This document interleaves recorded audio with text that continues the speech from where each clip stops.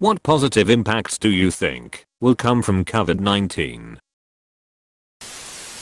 Companies and schools will not force people to come in when they are sick.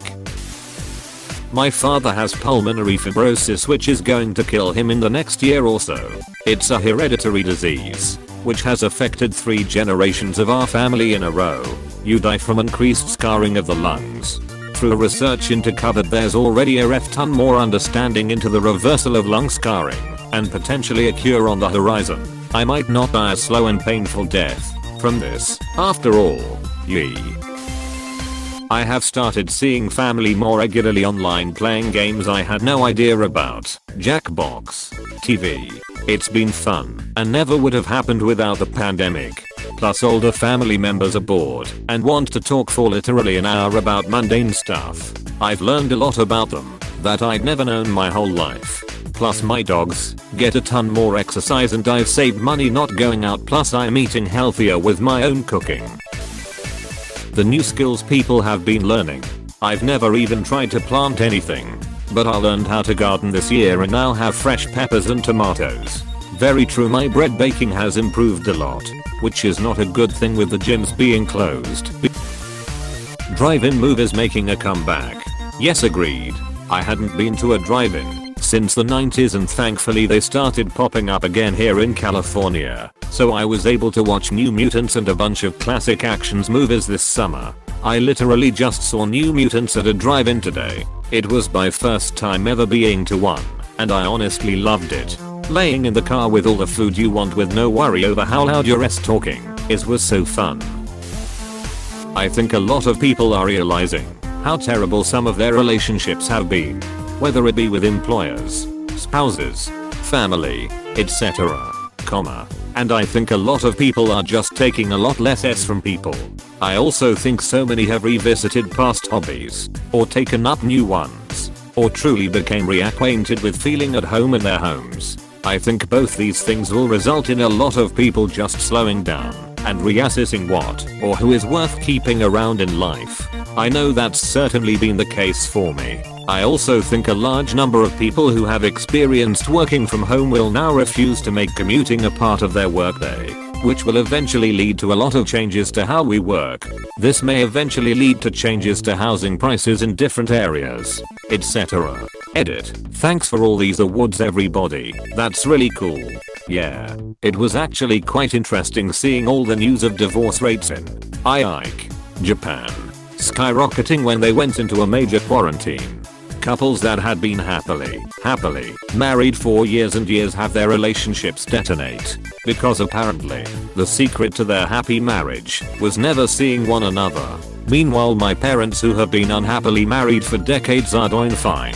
Yep, I have spent all my time with my only adult daughter, who is physically, medically and intellectually challenged. Her day program is closed, so not only can't she go anywhere, but there is no safe place for us to go. The upsides are that we are loving our time together, and she has not been sick once since she isn't around anyone. I thought I just had to have my time away, but I have found that our time together has been the most gratifying time in my life. And I think hers too.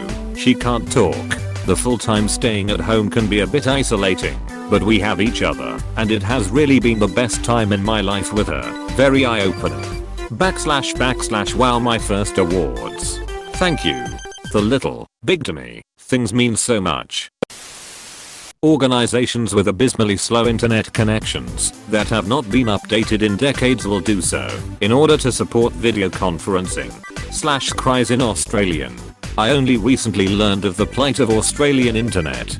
It genuinely baffles me that any first world country doesn't have readily accessible 100 to 1,000 MB/s internet available to most of its denizens. A lot more curbside shopping and food options.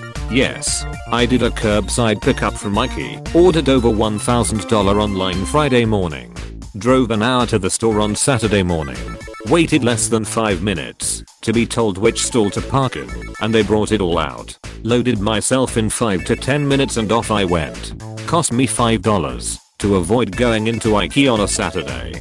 Plus, if you're shopping alone, what do? If you have 2 carts of stuff, or even 1, I have to leave it on the loading area and make a dash for the car and hope no one takes anything. I'll be using it in the future for sure and hope they do keep it going. Honestly, I think and hope it's going to lower barriers to work for people with disabilities. Offices and buildings are supposed to be ADA compliant, but that's only a small part of it. Remote work holds promise and opportunity for a vast pool of talent who have been sidelined because they can't get to the interview or don't get the role because they showed up with braces or a wheelchair. It won't reach everyone, but I hope it'll reach many more people whose talent has been disregarded. About 4 days before COVID hit the US hard, I got a dressing down from upper management in my company because I have a chronic illness and a 3-hour round trip commute, and my manager had been allowing me to work from home several days a week. Nobody noticed a dip in my work quality. My manager was fine with it. Everything was great. But then upper management got a whiff of an employee taking advantage of the center and suddenly I was getting a reprimand for doing what the entire center has now been doing for 7 full months. It feels good to be right, even if everything else is on fire right now. More help for people with disabilities. Online ordering, grocery delivery, food delivery. It's been nice. Saves me energy when I can make an order for something and do a contactless pickup and they just put it in my car when I drive up. Not everyone has energy to spare for simple things like groceries or errands. Also improvements in telemedicine. I'm a therapist that had to switch to teletherapy and after an adjustment period I've grown to enjoy it. Sure, nothing beats the real thing, but now my service is available to the entire state and not just whoever is nearby. Might see more rural folks getting help which is desperately needed. Yes, rural areas being able to at least get a consultation remotely is a big deal. Therapy, any amount of it, is definitely a good thing too. I think people are going to be a lot more conscious of germs and just public surfaces in general. I know for me it's something I think about constantly now. Yes, for one generation. I think it'll be the same effect that children of war grow to respect and work against. But their children think they are being extra and overbearing. I doubt this will be the last pandemic. Carelessness, bad luck, climate change, etc. will see to that. I mean, the last pandemic of this scale happened 100 years ago, and it was way worse. This virus is also teaching us how to make vaccines at lightning pace relative to the status quo. My blind GF and I are already seeing more video appointments. This is something she has wanted since she can't drive. Now, insurance is taking doctor and therapy appointments. There are many pickup options for stores at only little or no extra cost. This is good for someone who can't handle walking in the store. I'm mildly physically handicapped and walking over 10 minutes hurts. So this is fantastic for people who are like me and worse. There are more delivery options for people who don't drive. I can see mask wearing while sick becoming more popular in the States even after this settles down, which will help healthy people not get sick as much with colds and help protect the vulnerable who might not handle the everyday cold as well. There's more, but that's my 2 cents. Edit. Since everyone wants to know about my GFS site, we always use the term blind because she is. If you want the more technical terms, she is legally blind, visually impaired. She can see a screen up close with her lenticular glasses, but not the floor. She can code. She can draw with large screens to aid her. She cannot drive. She can't see my face at a normal talking distance. She has no lenses in her eyes. Surgery is an iffy option, since she only has one okay eye. Contrary to what the majority think, it's extremely rare for someone to have 100% no sight, even if they are considered blind. Blindness is a spectrum with several different factors. Google might be your friend here. Also, feel free to make jokes about my verbiage. We literally do not care. Lol, we love telling the story of the time she bumped into someone else with a cane and he shouted, "Watch where you're going."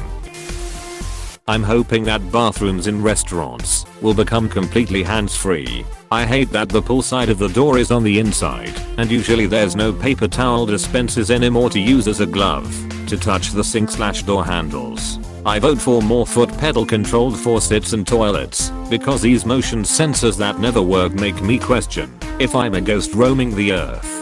My dad is in a wheelchair and this sounds like hell to me, but I'm sure for lots of people it's great. Italy has it figured out.